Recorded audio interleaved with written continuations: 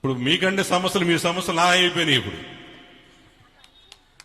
నా గొడవ ఏదో నేను వేరే రకరకాల సమస్యలు వెళ్తుంటే అతిపెద్ద తేనె తుట్టుని తీసుకొచ్చి కదిలిచ్చారు. మీ అందరు నాకు నా చేతికి ఇచ్చారు. మీరందరూ తేనెటీగలా కనబడుతున్నారు వాళ్ళకి, నాకు కాదు. మరి మీరు తేనెటీగలు అవుతారో, ప్రస్తుతం తేనెటీగలాగా భావిస్తున్నారు వాళ్ళు, నెక్స్ట్ కందిరీగలు అవుతారో అది మీ మీద ఉంది. అయితే అంతేనా? Very good. సరే, వారిని అడిగితే ఆయన ఈ సమాధానం చెప్పాడమ్మా.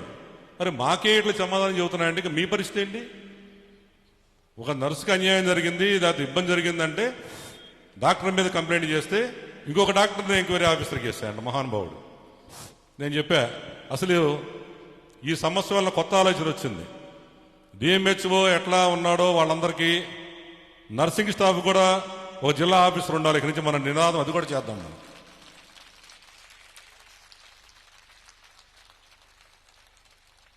వాళ్ళు మాత్రం ధర్నాలు చేయొచ్చు. డాక్టర్లు అందరూ ఇక్కడ విజయవాడలో నెల రోజులు వాళ్ళందరికీ జీతాలు ఇచ్చి ఆన్ డ్యూటీలు రాశారంట. పాపం మా వాళ్ళేమో ఈ టీవీ చూస్తుంటారు లైవ్, ముఖ్యంగా డిఎంహెచ్ఓ గ్యారెంటీ చూస్తాడు. ఇప్పుడు ఏ గంగాధర యుగంధర ఏదో ఉంది మహానుభావుడి పేరు, ఆయన గురించి కూడా మేము ఆలోచిస్తాను. చాలా మంచి వ్యక్తి యుగంధర్ గారు. ఆయన త్వరలో కలిసి నేను ఘన సన్మానం కూడా చేయబోతున్నాను. ఎందుకంటే ఇవాళ మీరందరూ బలపడి రావడానికి కారణం ఆయనే. ఎప్పుడైనా మనకి ఒక హడిల్ ఉండాలా, హడిల్ ఉంటేనే మనం నాకు ఇష్టం, కష్టం ఏంటనే ఇష్టం. ఆయనకి ఈ లైవ్ పూర్వకంగా కృష్ణా జిల్లా డిఎంహెచ్ఓ యుగంధర్ గారికి మీకు థ్యాంక్స్ చెబుతున్నామండి. ఎందుకంటే మీరు వెళ్ళొద్దు అండి, ఇంతమంది వచ్చారండి అర్థం కావట్లా.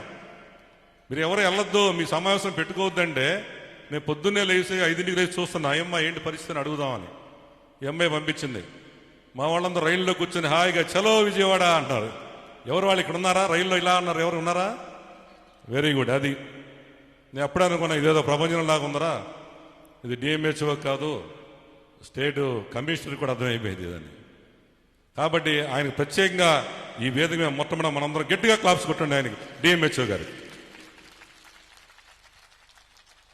ఎందుకంటే మనం ఫస్ట్ ఆయన మన ఫ్రెండ్లీకి వెళ్తున్నాం, వాళ్ళందరూ మన ఫ్రెండ్స్ అనమాట. డిఎంహెచ్ఓలు, మీ పైన ఇబ్బంది పెట్టే డాక్టర్సు, మనకు 3 నెలల దాకా వాళ్ళందరూ ఫ్రెండ్స్. 100 రోజులు టైం ఇస్తున్నాం వాళ్ళకి. ఆ తర్వాత రెండో స్టెప్, ఆ తర్వాత ఇక ఫైనల్ స్టెప్ ఇక్కడ కాదు, రోడ్ల మీద మా అందరం అక్కడ అవకాశం తెచ్చుకోరు అనుకుంటున్నా. గ్యారంటీగా 100 రోజుల్లో సమస్య పరిష్కారం అయింది. ఓకేనా?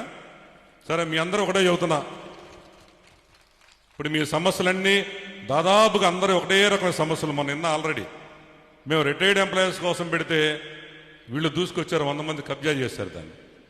అమ్మ పాపం ముసలోళ్ళ కోసం ఇబ్బంది ఉంది వాళ్ళకి, వాళ్ళ కోసం మాట్లాడుకుందామంటే సార్ మా కోసం కూడా మీరు రావాలంటే నేను మొన్న వైఎస్ జగన్ గారిని కలిసి అనుకోకుండా ఆయన కూడా చెప్పా, ఏందన్నా మీరేమో ప్రతిపక్ష పాత్ర వహించట్లేదు, 11 మంది గెలిచి మీరు బయటికి రావట్లేదు, ఆ బాధ్యత మామే పడినట్టుంది ఇది. ఎందుకంటే అందరూ ప్రభుత్వం ఇబ్బంది అయితే ఎక్కడికి వెళ్ళాం మనందరం? ప్రతిపక్షం తిరిగి వెళ్ళి అయ్యా మా సమస్యలు రోడ్లు ఎక్కండి మీరు అడగాల.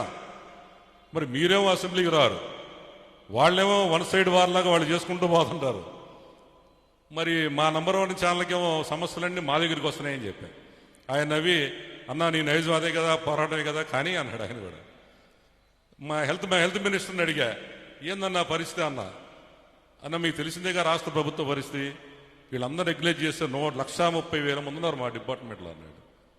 అంటే శ్రమ దోపిడీ జరుగుతుంది. ఇదంతా కూడా ఈ రాష్ట్రంలో శ్రమ దోపిడీ అనేది జరుగుతుంది. ముఖ్యంగా నేనే ఉన్నానంటే మిగతా డిపార్ట్మెంట్ సంగతి వదిలేసేయండి, మనందరి ప్రాణాలు కాపాడుతుంది మీరే కదా, మీకు ఇవ్వాలి కదా అంటున్నా నేను. మిగతా వాళ్ళ సంగతి వదిలేసేయండి.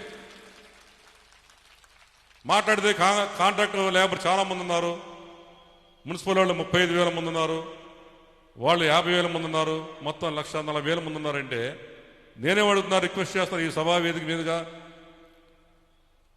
మిగతా వాళ్ళ సంగతి తర్వాత చూసుకుందాం. రేపు కోవిడ్ లాంటిది ఇంకోటి వస్తే మీరందరూ లేకపోతే వాళ్ళ పరిస్థితి ఏంటి చెప్పండి, మా అందరి ప్రాణాల పరిస్థితి ఏంటి చెప్పండి. కాబట్టి వీళ్ళని బతికిద్దాం, మనల్ని బతికించిన వాళ్ళని బతికిద్దామని నేను రిక్వెస్ట్ చేస్తాను.